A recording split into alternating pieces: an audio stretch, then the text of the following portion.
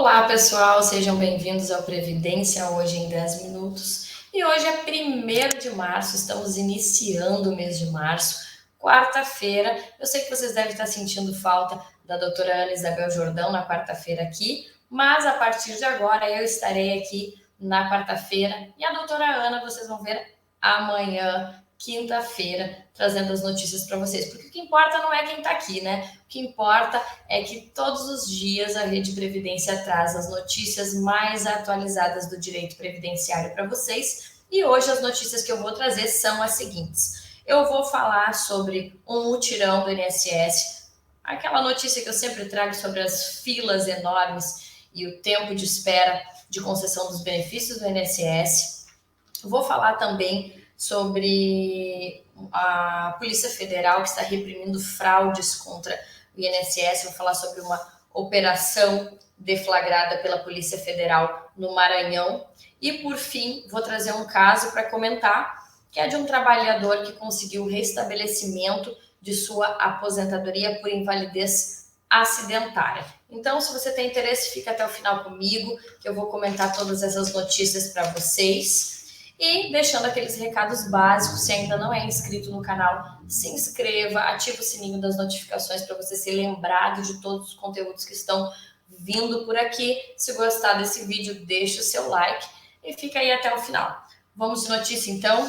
Vou comentar então primeiramente, sempre comento aqui esses dois assuntos que eu trouxe, eu sempre trago notícias porque eu acho pertinente, né, deixar todos vocês atualizados, né? Porque isso é uma grande reclamação de todos, a demora na análise de benefício do INSS, na demora da demarcação de perícias, enfim, esse atraso todo do INSS na concessão dos benefícios. Então, o INSS vai iniciar agora, né, sempre bem atualizado, iniciar agora, no mês de março, um mutirão para tentar diminuir esse tempo de espera. E aí eu trouxe alguns dados aqui para vocês que são importantes. Nós tivemos um aumento esse ano de 13% na fila de análise dos benefícios. Segundo o INSS, esse aumento é natural devido aos meses de janeiro e fevereiro que os servidores estão em férias. Mas enfim, os servidores estão em férias e os segurados estão aguardando o benefício, é isso, né, gente? Então, eles alegam que é por conta das férias e que a fila cresceu em 143.464 pessoas de dezembro de 2022 a janeiro de 2023, totalizando 1.231.322 segurados ou até mesmo dependentes à espera de algum benefício. Esses dados, então, foram obtidos pelo Instituto Brasileiro de Direito Previdenciário, o IBDP, e ainda tem outros dados. Além disso, o tempo de espera que eu havia comentado inicialmente aumentou de 79 dias para 85 dias, o tempo de análise de concessão dos benefícios, que deveria ser de 45 a 60 dias. Mas, segundo o INSS, esse mês foi registrado o maior estoque de processos de reconhecimento inicial de direitos previdenciários e assistenciais, ou seja, os benefícios previdenciários de aposentadoria, auxílio-doença, mais conhecido, né, benefício por incapacidade temporária ou por incapacidade permanente, né, a famosa aposentadoria por invalidez, e os assistenciais, que são o benefício de prestação continuada, ou chamado também de LOAS.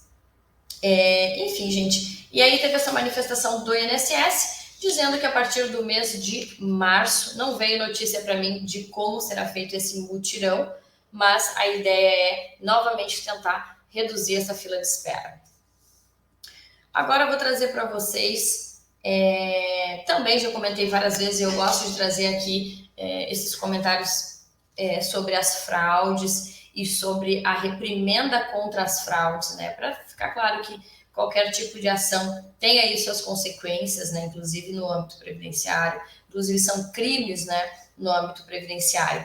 A fraude ocorreu então aí no Maranhão e a Polícia Federal deflagrou a Operação Maternitas ou Maternitas, não sei como eles nomearam, com a finalidade de reprimir então essas fraudes. E essa ação decorre de uma investigação que já vem acontecendo desde outubro de 2022, no âmbito da Força Tarefa Previdenciária do Estado do Maranhão. E descobriram aí um esquema criminoso de pagamento do salário maternidade a empregadas domésticas. Eram feitos vínculos como empregada doméstica falsos para concessão desses benefícios. Esses vínculos foram incluídos através do programa E-Social, com remunerações próximas do teto. Mais de 20 policiais federais, então, estão cumprindo 7 mandados judiciais, sendo 2 de prisão temporária e 5 de busca e apreensão na cidade de Tutóia, no Maranhão. Dentre os mandados judiciais, também tem a quebra de sigilo, autorização de quebra de sigilo de equipamentos de informática apreendido e o sequestro de bens de valores com origem criminosa. De acordo com a Coordenação de Inteligência e Previdência, em apenas 59 benefícios desses concedidos de forma fraudulenta, o prejuízo inicial é de R$ 908 mil. Então parece pouco, mas é muito dinheiro que vem prejudicar como um todo, né, a Previdência Social. Os envolvidos, então, estão sendo investigados pelos crimes de estelionato previdenciário, inserção de dados falsos em sistemas de informações e associação criminosa, cujas penas somadas podem chegar a 8 anos de reclusão. E agora eu quero comentar com vocês um caso que ocorreu aí no Tribunal de Justiça de Goiás. E aí aqui a gente saiu um pouco do âmbito da Justiça Federal, vou falar por quê. Porque os benefícios acidentários não seguem aí a competência da Justiça Federal. Então, hoje eu não vou falar do TRF4, TRF1, enfim, vou falar do Tribunal de Justiça de Goiás, porque é um caso de aposentadoria por invalidez acidentária. Esse caso, o trabalhador, ele teve a sua aposentadoria acidentária concedida de agosto de 2009 a setembro de 2016, quando foi cessada. Ele continuou, então, impossibilitado de trabalhar e pediu o reestabelecimento do benefício. Mas a segunda vara civil e ambiental da comarca de Itumbiara julgou improcedente o pedido e aí ele recorreu da decisão.